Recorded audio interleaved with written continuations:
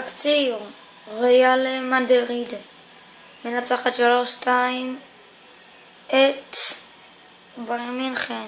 צפו.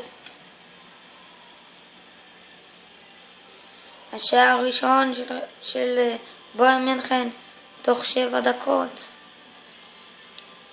מספר 9 עושה זאת.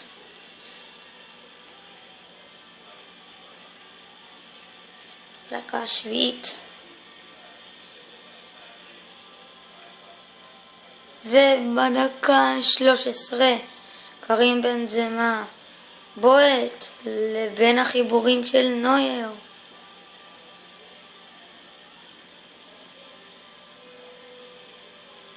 דרך אגב, קרים בנזמה הוחלף אחרי שכבש לו שער.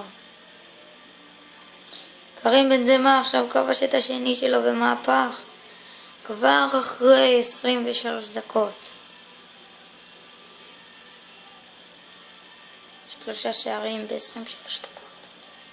בנזמה עם צמד. בישול של חמאס רודריגז. והנה כאן ריברי עם טעות של קסיאס במחצית השנייה כובש בדקה 54.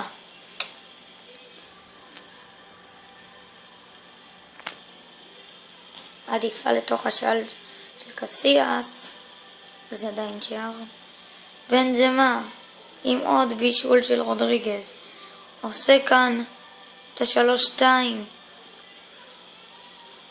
מיד אחרי השער הוחלף בנזמה על פציעה.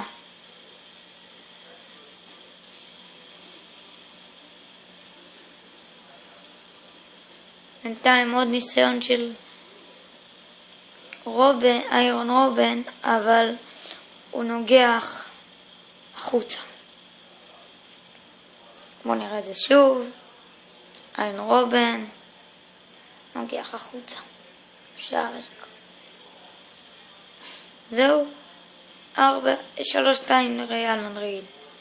ניפגש במשחק הבא.